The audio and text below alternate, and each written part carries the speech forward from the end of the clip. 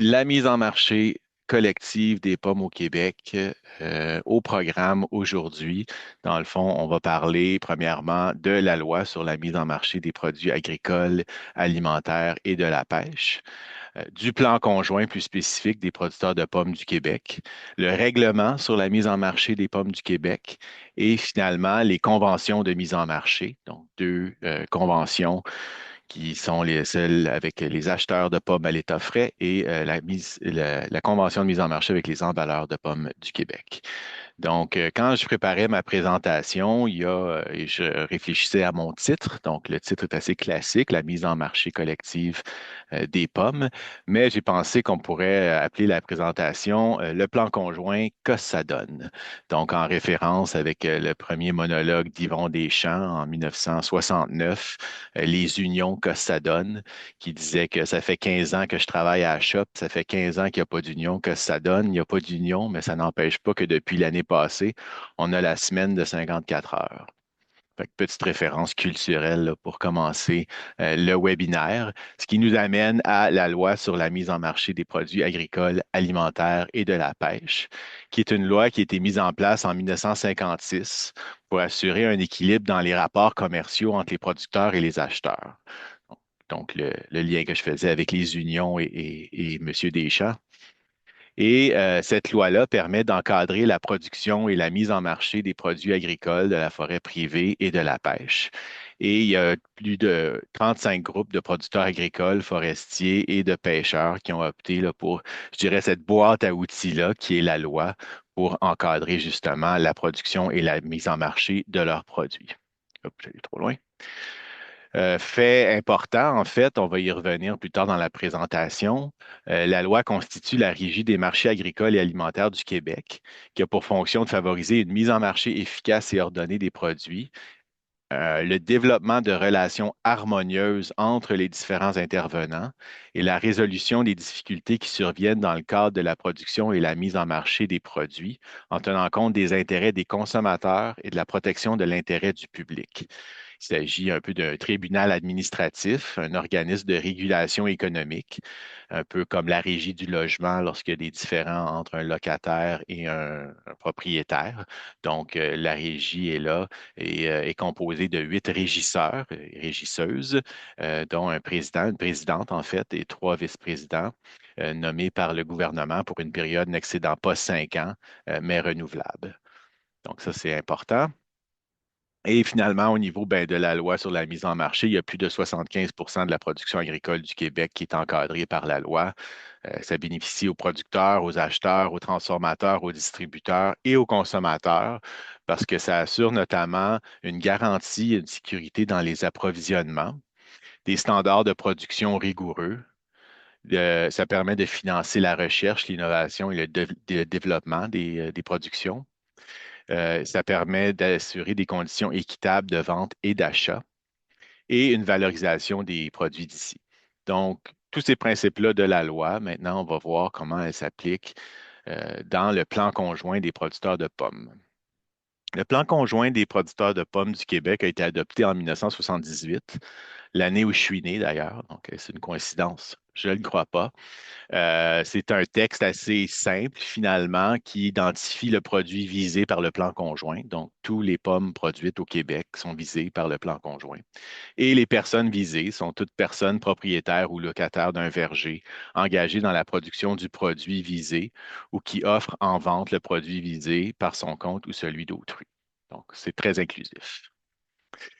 L'application et l'administration du plan conjoint sont confiées aux producteurs de pommes du Québec, donc à titre d'office de mise en marché, qui peuvent réglementer et organiser la mise en marché du produit visé, donc les pommes, conformément aux pouvoirs qui leur sont conférés par la loi.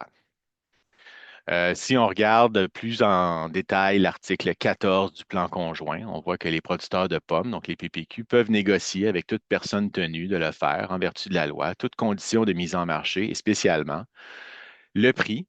Donc, on négocie collectivement les prix, les conditions, les modalités de vente et de paiement du produit visé des pommes, les conditions, les modalités et prix du transport du produit visé, ainsi que tout autre service relatif à sa production et sa mise en marché, les normes de qualité, de classification, d'emballage et de pesée du produit visé, ainsi que leur surveillance par un représentant attitré des producteurs de pommes. Les modalités et conditions de l'approvisionnement des acheteurs et de livraison du produit visé. Si on continue, les producteurs de pommes peuvent négocier aussi les modes de retenue par toute personne engagée dans la mise en marché du produit visé, donc les contributions, décrétées en vertu du plan conjoint et d'un règlement qui est le règlement sur les contributions, et toute somme là, que peut requérir le paiement d'un service rendu par un intermédiaire. Les conditions et les modalités de diverses conventions liant le producteur visé en vertu desquelles il participe à la production. Donc, on va voir les conventions de mise en marché un petit peu plus tard. La durée des contrats, donc une convention de mise en marché, c'est un contrat entre les acheteurs et les producteurs. Donc, on peut déterminer la durée des contrats, les conditions de leur renouvellement.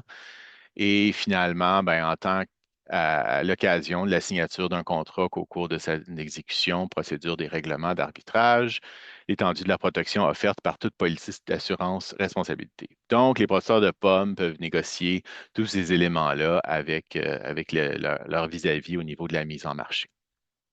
Maintenant, le producteur, lui, individuellement, en vertu du plan conjoint, doit se conformer aux décisions et règlements adoptés par les producteurs de pommes dans l'exercice des pouvoirs dont ils sont investis en vertu de la loi et du plan conjoint, respecter toute entente conclue entre les producteurs de pommes dans le cadre de la loi et du plan, payer sa quote-part de toute somme due à une personne dont l'intervention a été requise pour la mise en marché du produit visé et fournir aux producteurs de pommes tout renseignement jugé utile à l'application du plan conjoint. Donc, tous les producteurs de pommes du Québec doivent contribuer au financement du plan conjoint. Il y a deux fonctionnements. En fait, le paiement d'une contribution minimale de 300 par année. Et si le producteur paye finalement des contributions au minot dans la vente aux agents autorisés, ça, on va y revenir aussi. Donc, c'est un montant là, selon le marché, en fonction du marché frais, du marché de la transformation. Donc, pour ce qui est des ventes à la ferme, ben, souvent, c'est la contribution minimale qui s'applique. Contribution au plan conjoint, donc dans le concret, en fait, les PPQ ont une entente de confidentialité avec la financière agricole du Québec pour les entreprises adhérentes au programme d'assurance récolte. Donc, nous permet de voir les quantités déclarées à l'assurance récolte et de comparer avec les contributions versées. Et ça permet le développement de toute la filière. En fait, on a une entente avec les producteurs de cidre du Québec, notamment pour remettre 85 des contributions qui proviennent des entreprises qui font du cidre aux producteurs de cidre du Québec qui permet leur financement d'activités puis de développement du marché des alcools de cidre et d'ici. Donc, aux 5 ans, le plan conjoint est évalué. Donc, on appelle ça l'évaluation périodique des interventions au plan conjoint par la Régie des marchés agricoles et agroalimentaires du Québec. Donc, la dernière datait de 2021, la prochaine évaluation périodique, pour s'assurer que les PPQ font une bonne gestion du plan conjoint. Devrait venir en 2026 pour la prochaine évaluation. Donc, on a vu que le plan conjoint donne des pouvoirs au PPQ de réglementer la mise en marché des pommes. Donc, il y a plusieurs règlements. Le règlement sur les contributions des producteurs de pommes du Québec, j'en ai parlé. Le règlement sur la mise en marché des pommes, le règlement sur le fichier des producteurs, le règlement sur la conservation et l'accès aux documents et le règlement sur le regroupement des producteurs. On va se concentrer aujourd'hui, étant donné le thème du webinaire, sur le règlement sur la mise en marché des pommes du Québec. Donc, le règlement sur la mise en marché, les pommes produites au Québec sont mises en marché sous la coordination, la surveillance et la direction des producteurs de pommes. Donc, ça, il y a deux types de mise en marché. La vente au détail, donc dans les épiceries, dans les fruiteries, se fait via ce qu'on appelle un agent autorisé. Et bien sûr, les ventes directes aux consommateurs avec l'autocueillette, les kiosques à la ferme. Donc, les ventes directes là, qui sont exemptées de certaines dispositions du règlement. Donc, on le voit à l'article 3, le producteur ne peut vendre ses pommes directement ou par l'intermédiaire d'un regroupement régional qu'à un agent autorisé par les producteurs de pommes ou directement à un consommateur. Donc, on va voir plus en détail là, les implications de ça par rapport à un agent autorisé. En fait, c'est que les producteurs de pommes autorisent des emballeurs ou des acheteurs à agir à leur nom à titre d'agent autorisé conformément aux conventions en vigueur. Chaque producteur a le libre choix de l'agent autorisé auquel il confie ses pommes. Donc ici, on a la liste des agents autorisés à l'heure actuelle 24-25. Donc si on ouvre le site des producteurs de pommes du Québec, on peut trouver la liste des agents autorisés. On a des producteurs emballeurs, on a des emballeurs, on a des agents autorisés qui sont des producteurs, mais qui emballent seulement leur propre production. Donc, certaines dispositions s'appliquent à eux également. Les agents autorisés acheteurs, donc qui achètent davantage là, en vrac les pommes, et des regroupements régionaux également. Donc, un producteur est dans l'obligation de vendre à un agent autorisé des PPQ, donc une entreprise qui est sur cette liste-là. Et l'agent autorisé a aussi le libre choix de transiger avec les producteurs avec lesquels il veut transiger. Il n'y a pas d'obligation de ce côté-là, mais il y a une obligation d'être agent autorisé pour pouvoir acheter des pommes des producteurs. Donc, le producteur vend ses pommes à un agent autorisé, conformément aux conventions en vigueur, selon la classification faite par l'agent autorisé, lorsque les pommes sont achetées sur simple vue, selon les prix et les classes convenues, sans égard à leur classification. On va y revenir là, par rapport à tous ces éléments-là de classification. Mais ce qu'il faut comprendre, c'est que dans le fond, la vente de pommes au Québec passe par les agents autorisés des PPQ. Je tenais à peut-être passer un peu de temps sur les obligations des producteurs. Le producteur ne peut directement ou indirectement, de quelque manière ou sous quelque forme que ce soit, par personne interposée autrement, offrir en vente ou vendre des pommes à un acheteur ou à un emballeur à des prix inférieurs à ceux déterminés par les comités de prix prévus dans le présent règlement. Donc, on va le voir un petit peu plus tard, il y a des comités de fixation des prix et c'est des prix qui s'appliquent, donc des prix minimums. Donc, on ne peut pas vendre des pommes à des prix inférieurs à ces prix-là, qui sont déterminés là, collectivement et négociés. Le producteur doit fournir à chaque agent auquel il vend ou livre des pommes une déclaration certifiant qu'il n'a pas utilisé de pesticides non homologués. Donc, on parlait justement de le fait que le plan conjoint et la loi permet des normes de qualité. Donc là, on est un peu dans la qualité du produit. Il ne faut pas traiter ces pommes à l'été-fond après le 12 juillet. Puis, il faut respecter les délais d'application avant la récolte indiqués sur l'étiquette apposée sur le contenant des produits utilisés. Donc, c'est une obligation en fonction du règlement. Au niveau logistique, le producteur doit identifier ses bennes, donc ses coffres, au moyen d'une étiquette apposée au moment de la récolte. Et le producteur doit respecter les dates de mise en marché des pommes destinées à la consommation à l'état frais par variété, déterminées par le comité de fixation des prix des pommes. Donc, ici, on a la date de mise en marché, encore une fois sur le site des PPQ. On voit là que, dans le fond, à chaque année, le comité de fixation des prix fixe des dates de récolte. Donc, la date, les pommes de différentes variétés ne peuvent pas être mises en marché avant ces dates-là. On a le calendrier là, 2024. Éventuellement, on aura le calendrier 25 là, dans le courant de l'été. Mais vous voyez là, les variétés hâtives, Sunrise, Polar Red arrivent vers la fin août, se continue en septembre. Après ça, Macintosh arrive plus en septembre et les autres variétés s'ajoutent par la suite, là, septembre-octobre. Donc, tout le monde se doit de respecter ce calendrier-là pour la mise en marché par variété.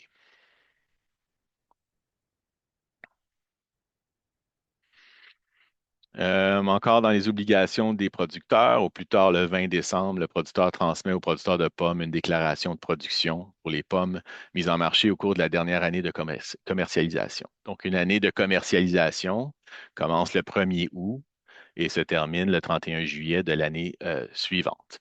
Donc, pour tous les producteurs et productrices qui nous écoutent, c'est très important de nous envoyer votre déclaration de production pour les pommes mises en marché au cours de la dernière année de commercialisation.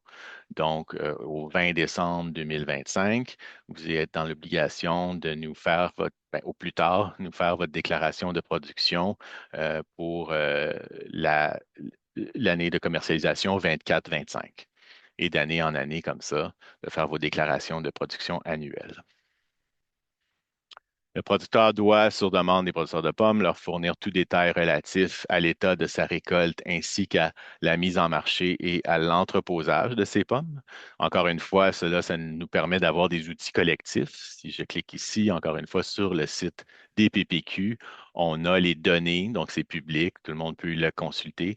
Les données d'entreposage, ici, on a le 1er mars, les inventaires au 1er avril devraient sortir très bientôt. On a tout par variété et par région, les stocks en fait en entrepôt et on peut suivre l'écoulement au cours de la saison, au cours de l'année de commercialisation pour s'assurer là, que les prix sont à la bonne place puis que l'écoulement se passe bien. Donc, encore, ce que permet le règlement, le plan conjoint, donc la mise en marché collective des pommes, ça permet d'avoir des données pour prendre des décisions éclairées sur justement les stratégies au niveau des prix et de la commercialisation. Le producteur doit donner accès à la personne désignée par les producteurs de pommes, conformément à l'article 169 de la loi, à ses lieux d'affaires et vergers, à son établissement, au lieu d'entreposage de ses pommes, à ses livres et registres et à tous les documents relatifs à la production et à la mise en marché des pommes. Donc, les PPQ sont en droit de faire des inspections si, il y a des éléments là, qui semblent problématiques au niveau de la mise en marché ordonnée des pommes. Maintenant, le règlement prévoit certains éléments comme l'évaluation du marché et de la récolte. Donc, étant donné qu'on est en mise en marché collective et ordonnée, on a le devoir d'évaluer le marché et de la récolte pour voir un peu là, si on répond justement au marché. Donc, les producteurs de pommes établissent au plus tard le 31 juillet une estimation par variété de la demande du marché des pommes tardives. Donc, on peut consulter là, tout intervenant pertinent dans la mise en marché, notamment l'Association des emballeurs de pommes du Québec, tenir compte des ventes au Québec. Donc, on regarde la situation de l'évolution des marchés internationaux, l'offre, la demande. On a des données, en fait, des estimations de récolte. On va y venir, mais on a aussi les estimations de récolte de partout ailleurs, au Canada et aux États-Unis également. On en tient compte. Donc, on regarde les tendances de consommation et de tout autre facteur susceptible d'être pris en considération dans notre évaluation du marché. Et de l'autre côté, ben, on évalue l'offre potentielle de l'année. Donc, au plus tard, le 30 juin, on met en place un réseau d'évaluation de la récolte. On fait appel à des producteurs, des agronomes, conseillers spécialisés en pommiculture qui ont le mandat là, de fournir aux producteurs de pommes les données requises pour l'estimation. On a une méthodologie pour ça par région. Donc, on a une estimation de récolte en juillet. Donc, le deuxième vendredi du mois d'août, on doit tenir compte des recommandations du réseau, l'estimation de la récolte par variété, et on publie cette estimation-là par région. On fait une mise à jour de l'estimation également en septembre. Donc, on tient à jour cette évaluation-là de la récolte annuellement. Maintenant, une fois qu'on a évalué la récolte, évalué le marché, une fois la récolte faite, donc pour assurer une mise en marché ordonnée, ben, on s'est doté d'outils collectifs pour, si jamais il y a un débalancement entre l'offre et la demande, mettons qu'on aurait plus d'offres d'une certaine variété, ben là, on a créé un outil qui s'appelle les opportunités d'affaires et les promotions ciblées. Donc, dans le règlement, ce que ça dit, c'est que les producteurs de pommes déterminent les marchés admissibles à titre d'opportunité d'affaires en considérant l'offre et la demande. Comme je viens d'expliquer, par exemple, pour une variété, euh, par exemple l'Empire, on verrait qu'on a beaucoup plus d'Empire en entrepôt que ce que peut absorber le marché. Il y a un débalancement entre l'offre et la demande. On voit qu'il y a une opportunité d'affaires pour peut-être aller vendre plus de pommes Empire. Donc, on tient compte de la concurrence, les marchés, les facteurs pertinents. Puis, lorsqu'on juge nécessaire, ben, les producteurs de pommes là, peuvent également organiser des promotions ciblées pour stimuler les ventes de pommes au Québec, encore une fois pour une variété donnée. Donc, comment ça fonctionne? C'est que les producteurs de pommes proposent une promotion ciblée, une opportunité d'affaires. Donc, ça serait de baisser le prix d'une certaine variété pendant une période donnée pour pouvoir écouler plus de pommes de cette variété-là. Mais c'est le comité de fixation des prix qui détermine le prix exactement. Donc, de combien on va baisser le prix et la durée de l'opportunité d'affaires ou de la promotion ciblée. Donc, Si on baisse le prix pendant une période donnée dans le cadre d'une opportunité d'affaires et une promotion ciblée, les producteurs qui vont vendre cette variété-là à leur agent autorisé à prix réduit, ben, on aurait droit à un complément de prix pour compenser finalement le prix moindre. Donc, le complément de prix peut être établi par les producteurs de pommes vendues dans le cadre d'une opportunité d'affaires. Puis, dans le fond, le complément de prix correspond à un pourcentage entre le prix des pommes destinées à la consommation à l'état frais et celui destiné dans une opportunité d'affaires. Donc, la différence entre le prix régulier et le prix réduit dans le cadre de l'opportunité d'affaires ou la promotion ciblée. Et comment on finance ce complément de prix-là, en fait, c'est ben, d'abord, on doit s'assurer que l'agent autorisé a bel et bien fait parvenir au producteur là, la preuve de la vente lors d'une opportunité d'affaires et d'une promotion ciblée. Donc, on verse le cas échéant au producteur au plus tard le 15 janvier là, dans l'année après qu'il y a eu de la commercialisation euh, se terminant le 31 juillet. Donc, on fait le bilan des opportunités d'affaires des promotions ciblées et on verse le complément de prix. Maintenant, comment on finance ce complément de prix-là? En fait, c'est pas via un frais de mise en marché qui est encore une fois prévu au règlement sur la mise en marché des pommes. Ces frais de mise en marché, c'est fixé à 25 sous le minot qu'on collectionne à travers l'année. Donc, on accumule un certain fonds et on peut verser les compléments de prix pour les pommes vendues dans le cadre d'une opportunité d'affaires et d'une promotion ciblée.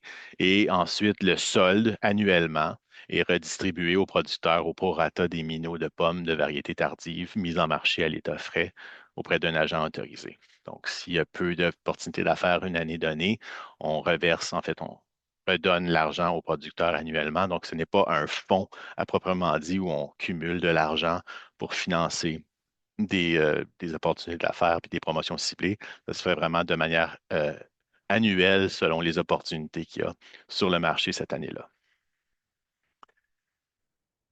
J'en ai parlé, donc j'y reviens. La fixation des prix, c'est le comité de fixation des prix des pommes destinées à la consommation à l'état frais qui détermine, dans le fond, le prix des pommes destinées à la consommation à l'état frais. Donc, si on clique ici, on voit encore une fois là qu'on publie les prix. Le dernier communiqué des producteurs de pommes du Québec et de l'Association des emballeurs de pommes du Québec du 11 février 2025. Nous sommes dans les prix de la récolte 2024, donc année de commercialisation 2024-2025, par variété et par format d'emballage. Donc, on a un prix pour les sacs et un prix pour les cellules. Donc, on voit ici, là, à compter du 16 décembre jusqu'à une autre décision du comité, nous sommes dans ces prix-là, des prix minimums, encore une fois, à payer aux producteurs lors du classement et tous les détails ici entourant justement là, la commercialisation, les différents éléments. Donc, le comité, en fait, il y a des membres producteurs, emballeurs, acheteurs et acheteurs. Et c'est le comité de fixation des prix qui détermine le calendrier de mise en marché que je vous ai montré tout à l'heure. Et il fixe les prix minimums des pommes fraîches, dans le fond, euh, selon le marché. Et on utilise, dans le fond, les outils que je vous ai présentés, l'estimation de récolte, les inventaires, les informations sur les marchés d'ici et d'ailleurs, les rapports d'inspection sur la qualité pour voir l'état des pommes. Donc, il y a plusieurs facteurs qui rentrent en ligne de compte là, dans la détermination des prix. Donc, les prix de vente sont ceux en vigueur au moment du classement des pommes, lorsque le producteur livre ses pommes chez l'emballeur et que les pommes sont classées. Donc, c'est payé seulement pour les pommes qui se classent et les pommes déclassées sont payées au prix des pommes redirigées vers la transformation. Euh, donc, c'est ça. C'est le comité de fixation des prix qui fixe les dates de mise en marché, le calendrier que je vous ai monté tout à l'heure, la durée et le prix des opportunités d'affaires. Également, le coût de manutention des pommes déclassées. Donc, j'en parlais, les pommes déclassées sont redirigées vers la transformation. Il y a un coût à ça et on détermine annuellement quel coût les emballeurs peuvent retenir sur le prix payable aux producteurs pour ce service-là, finalement. Donc, le comité de fixation des prix des pommes destiné à la transformation, maintenant, c'est un autre comité. Il est responsable de la fixation des prix des pommes destinées à la transformation. Donc, dans le même communiqué, Au bas, vous avez aussi les prix fixés pour le jus standard, le jus au palaisan et la compote, donc la sauce, qui sont différents prix là, selon la destination des pommes au final. Euh, c'est bon de pouvoir fixer des prix collectivement pour assurer une équité puis assurer que c'est justement équitable entre tous les producteurs. Mais qu'est-ce qui arrive quand on ne s'entend pas au sein du comité de fixation des prix? Donc, j'en ai un exemple ici. En fait, on va devant la régie, qui est, comme je disais, le tribunal administratif de la loi qui permet de régler les différends. Donc, au 15 novembre 2023, il y a eu une demande d'arbitrage accélérée sur les prix de la part de l'Association des emballeurs de pommes du Québec. Donc, ensuite, la Régie convoque une séance publique où chacun des partis peut défendre leur position par rapport où le prix devrait être pour les pommes. La position des PPQ à l'époque, c'était de faire une baisse de prix d'1 dollar le minot pour les variétés Macintosh, Empire, Cortland, Spartan du 13 décembre 2023 au 29 février 2024 afin d'écouler plus de ces variétés-là. Et la mise en place d'une annexe H. Donc, l'annexe H, c'est le concret des opportunités d'affaires et des promotions ciblées dans la convention de mise en marché avec les emballeurs. Donc, pour Macintosh Spartan, on proposait une opportunité d'affaires, promotion ciblée de 3 le minot, du 13 décembre au 29 février. Le 28 décembre, donc les choses se succèdent. En fait, le 28 décembre, il y a une décision de la régie, une baisse de prix 1 dollar le minot sur les variétés Empire Cortland jusqu'au 29 février, une baisse de prix de 2 le minot pour Macintosh Spartan et la mise en place de promotions ciblées de 4 le minot pour Macintosh et Spartan vendus en sac du 1er février au 31 mars. Donc, des décisions d'arbitrage sur les prix comme celle-là, qu'est-ce que ça amène? Mais ça amène des calendriers de prix qui ont plusieurs périodes, plusieurs prix selon les variétés. Donc, on voit ici là, les prix, c'était les prix de la saison 23-24. Donc, pour certaines périodes, il y avait certains prix qui s'appliquaient, plus des opportunités d'affaires, des promotions ciblées. Donc voilà, là, ça peut varier dans le temps, dans le fond, pour démontrer que les prix peuvent être ajustés selon la période, selon les quantités, selon les opportunités d'affaires. Et dans le fond, pour ces opportunités d'affaires-là et les promotions ciblées, comme j'expliquais, il y a un complément de prix. Donc ici, on a un tableau là, des compléments de prix qui ont été versés aux producteurs, donc encore une fois collectivement, pour compenser les réductions de prix liées aux opportunités d'affaires et aux promotions ciblées. Donc pour la saison 23-24, il y a eu 394 897 en complément de prix et une redistribution après coût de 85 049 Donc, voilà pour les opportunités d'affaires et pour les éléments liés vraiment au règlement. Donc, on est parti de la loi, ensuite le plan conjoint, le règlement, ce qui nous amène maintenant aux conventions de mise en marché. Donc, c'est vraiment les conventions, ce qui met encore plus de détails sur les transactions liées entre producteurs et acheteurs ou emballeurs. Et c'est vraiment comme un contrat de vente finalement, stipulant toutes les modalités. Fait que, avançons ensemble là-dedans. Donc, les conventions de mise en marché, en fait, ça assure le respect du règlement qu'on vient de voir en détail sur la mise en marché des pommes et ça détaille là, toutes les transactions de pommes en termes de, par exemple, livraison, classification et normes de qualité, le prix, encore une fois, les modalités de paiement, les contributions et les contrôles. Donc, on a deux conventions de mise en marché dans la pomme. La première, c'est la convention avec les acheteurs de pommes à l'état frais. Donc, qu'est-ce qu'un acheteur de pommes à l'état frais? Essentiellement des commerçants qui transigent principalement des pommes destinées à la transformation, qui achètent des pommes des producteurs, qui les transportent, qui les redirigent vers les transformateurs. Donc, plus des ventes en vrac, en benne, si on veut. Il y a certains acheteurs qui font classer et emballer des pommes à forfait chez des emballeurs. Mais finalement, ce que cette convention-là prévoit, c'est que l'acheteur est responsable des lots de pommes à compter de la prise de possession euh, chez le producteur. Fait qu'une fois que l'acheteur prend possession des pommes, c'est lui qui est responsable. Et il s'engage à remettre les contenants ou les bennes vides au producteur à qui il appartient et au nom duquel ils sont identifiés dans l'état dans lequel il les a reçus. C'est vraiment comme un transporteur qui doit retourner les contenants au producteur. Donc, ce qui est particulier, en fait, ouais, c'est ça, ce qui est propre à la convention avec les acheteurs de pommes à l'état frais, c'est que l'acheteur peut acheter des pommes sur simple vue d'un lot de pommes selon un classement prédéterminé. Donc, tout lot acheté sur simple vue, il va être payé à 70 de pommes destinées au marché frais, donc de belles pommes, et pour Macintosh et Cortland à 65. Donc, exemple, un acheteur arrive chez un producteur, le producteur dit, ben, moi j'ai ces pommes-là à offrir. Donc, l'acheteur va prendre un certain risque, va dire, moi j'achète tout ton lot et je te paye à 70 de belles pommes selon le prix minimum fixé pour les sacs par le comité de fixation des prix, selon la variété. Et si cet acheteur-là va faire classer ces pommes-là, ces mêmes pommes-là, chez un emballeur et qu'au final, le lot classe à 85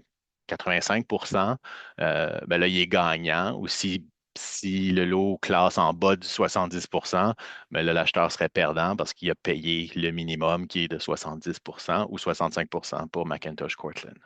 Donc, chaque lot de pommes mis en marché par un acheteur doit correspondre euh, à un bon de livraison, puis qu'on sache la provenance du lot, justement.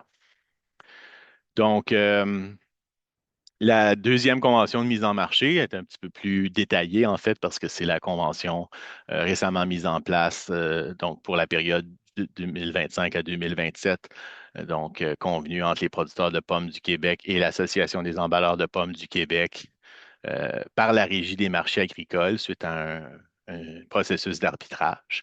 Donc, vous avez le lien ici.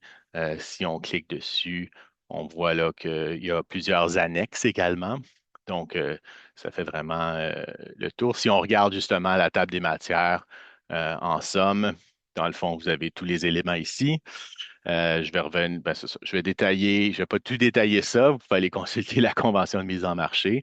Mais bon, au niveau de l'objet, ça établit que la convention lie tous les producteurs et les emballeurs de pommes.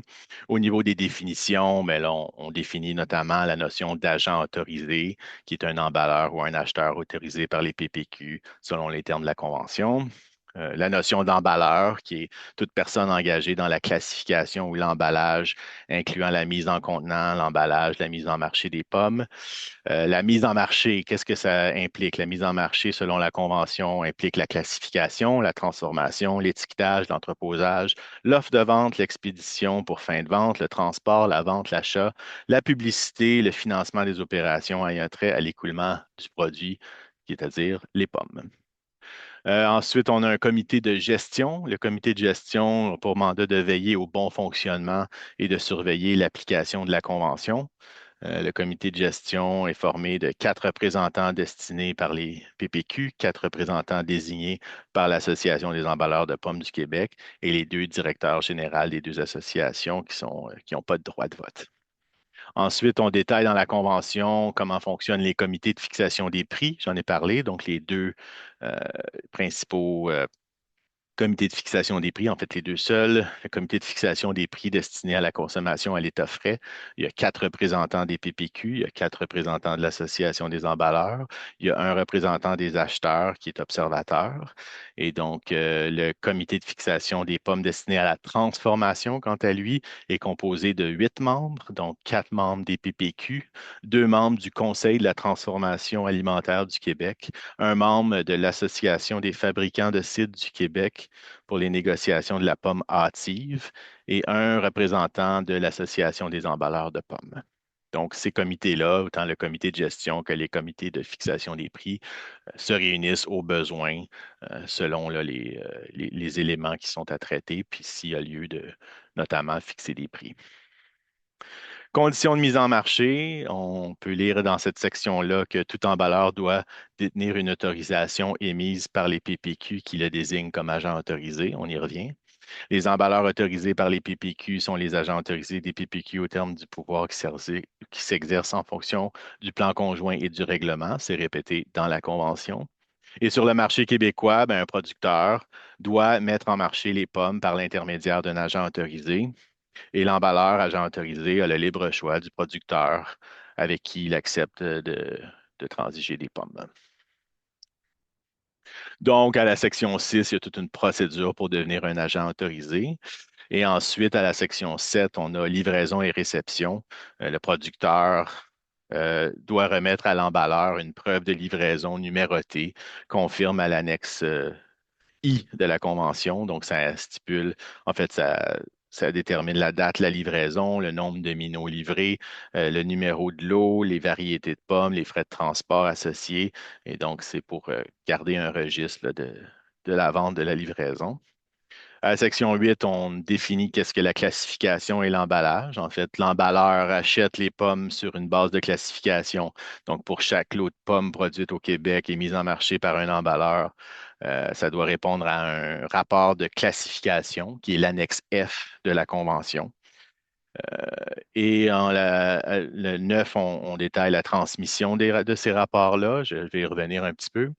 Les dates de mise en marché, on en a parlé, donc on doit respecter les dates de mise en marché. Et pour ça, la Convention prévoit que les PPQ nomment un inspecteur aux fins de vérifier le respect des dates de mise en marché. Donc, on a une personne au PPQ, plus à l'automne, septembre, octobre, qui se promène dans les marchés, dans les épiceries pour s'assurer que les variétés de pommes sont bien mises en marché là, selon les dates du calendrier. Et dans le fond, tout le monde s'engage à respecter ces dates de mise en marché-là. Mais des fois, il y a des gens qui ne les respectent pas. Donc, c'est notre rôle de contrôler cet élément-là. Il y a un fonds spécial de fonds de contrôle de la qualité. Donc, on a un programme Pommes Qualité Québec qui vient inspecter là, la qualité. À la section 12, en fait, l'inspection de la qualité des pommes est réalisée selon les critères déterminés à l'annexe A de la convention. Donc, en termes de qualité de pommes, tout est là. Et l'inspecteur normé pour le contrôle de la qualité, on nomme, en fait, c'est Gestion Qualitera qui fait l'inspection pour la qualité dans les postes d'emballage. Donc, les inspecteurs de Gestion Qualitera inspectent les lots de pommes et recueillent des échantillons, prend des photos et fait des rapports au comité de fixation des prix pour, et aux instances là, pour suivre la qualité des pommes pour s'assurer d'une meilleure qualité. Donc ensuite, tous les autres éléments là, de la convention, je n'y passerai pas en détail. Il y a une inspection relative au respect de la convention. Il y a des mécanismes d'avertissement, des points de démérite, des dommages liquidés. Donc, si les gens ne respectent pas les termes de la convention, on peut procéder à la suspension, à l'annulation des autorisations. Il y a toute une section sur la perception des contributions, donc comment sont perçues les contributions des producteurs à verser au PPQ, les modalités de paiement. Les publications, les fonds spéciaux de promotion aussi, pour faire la promotion des pommes du Québec, programme de promotion qualité, pommes pousses, et toutes sortes d'autres éléments là, liés à une convention là, standard, donc procédure de bonne entente, échange de données, clause indépendante, etc., et toutes les annexes. Donc, en somme, c'est la convention. C'est quand même assez ardu, mais c'est très clair et très détaillé, en fait. Là. Ça se suit dans la logique. Donc, pour ce qui est de on dit la nouvelle convention 25-27 est là pour les 2 prochaines années. Dans le fond, ce qui est important à retenir, je pense, pour les producteurs, c'est le délai de transmission du rapport de classification. Donc, au plus tard, 16 heures le jour ouvrable, suivant le classement par télécopieur, courriel ou autre moyen, l'emballeur doit vous envoyer votre rapport de classement. Donc, ça, c'est prévu à la convention. Par rapport aux frais de transport chargés, donc à l'article 7.4, dans un rayon inférieur à 50 km, le frais de transport est à la charge de l'emballeur, incluant le retour des contenants vides. Et dans un rayon de plus de 50 km, l'emballeur et le producteur conviennent d'une entente là, au préalable pour les frais de transport qui seraient chargés. Les poids standards, l'emballeur agent autorisé pèse tout nouveau contenant selon un protocole convenu par le comité de gestion. Les résultats de la pesée sont transmis aux parties. Donc, c'est quand on développe des nouveaux contenants. Donc, il faut standardiser justement la pesée. Donc, combien de livres de pommes y a-t-il dans ce contenant-là? Des fois, on a des contenants qui sont identifiés en litres, donc selon le volume. Donc, il faut s'assurer que le poids des pommes est le bon pour que le producteur soit payé au poids selon la bonne pesée. Donc, le poids standard de tout nouveau contenant doit être validé par un tiers. Donc, c'est encore Gestion Qualitera qui fait cette inspection-là. Euh, donc, 3 mois suivant le jour de la mise en marché du nouveau contenant et le paiement aux producteurs sont corrigés si jamais il y a une différence de poids. Les normes de qualité, le comité de gestion peut établir annuellement un seuil de tolérance à la baisse les normes de fermeté établies à l'annexe A. Donc, s'il y a des raisons dans la saison qui font qu'on n'atteindra pas les normes de qualité, le comité de gestion peut prendre ces décisions-là. Et dans les dommages liquidés, bon, ça c'est maintenu à la section 15. Et le programme de promotion qualité et Pomme Pousse à la section 21. Donc, on a une marque qui est Pomme Qualité Québec qui permet de faire la promotion auprès des consommateurs, des chaînes alimentaires. Puis l'objectif, c'est vraiment de normaliser la classification des pommes dans les différents postes d'emballage pour avoir une notoriété vraiment québécoise là, du produit offert aux consommateurs en offrant un produit de qualité. Donc, chaque emballeur agent autorisé identifie toutes les pommes produites au Québec destinées à la consommation à l'état frais et respectant les exigences justement de ce programme qualité-là qui est à l'annexe A. Donc, vous avez les logos ici utilisés, notamment sur les sacs et les PLU, là, les petits collants sur les pommes, pour identifier celles qui ont été réellement classées et respectent les normes de qualité qu'on s'est dotées collectivement. Euh, En terminant, dans le fond, j'ai parlé beaucoup des promotions ciblées des opportunités d'affaires, qui est un outil dans la convention à l'annexe H qui donne droit ensuite à un complément de prix au producteur, mais aussi qui permet de vendre possiblement plus de pommes selon des opportunités sur le marché. C'était un élément qui était remis en question dans la dernière année lors de l'arbitrage auprès de la Régie. Dans sa décision, la Régie invite les parties à revoir les fondements et le fonctionnement des promotions ciblées en tenant compte des paramètres suivants. Donc, ça, c'est des éléments sur lesquels les PPQ travaillent actuellement et on compte faire plus de développement là, au niveau de cet outil-là puis de son efficacité. Donc, dans un premier temps, établir des critères de déclenchement d'une promotion ciblée pour permettre l'écoulement rapide d'importants volumes de pommes afin de rétablir l'équilibre du marché. Déterminer une période maximale annuelle pour l'utilisation des promotions ciblées. Donc, quand est-ce qu'on devrait utiliser justement les promotions ciblées, dans quel contexte, selon quels critères pour le premier. Et ensuite, adapter l'annexe H pour tenir compte de l'évolution des marchés des différentes destinations de pommes. Jusqu'à présent, les annexages, donc les promotions ciblées étaient très ciblées justement vers les chaînes d'alimentation et les spéciaux en circulaire. Est-ce qu'on ne pourrait pas adapter cet outil-là pour offrir des rabais aux grossistes, aux distributeurs, qui nous permettrait justement d'écouler plus de pommes sur le marché également? Ça aussi, on va travailler avec l'Association des emballeurs de pommes pour trouver des solutions. Rendre le mécanisme des promotions ciblées le plus inclusif possible. C'est un peu la même chose là, pour qu'il y ait un plus grand nombre d'emballeurs et de producteurs qui ont accès, donc selon les différents marchés et les différents acheteurs.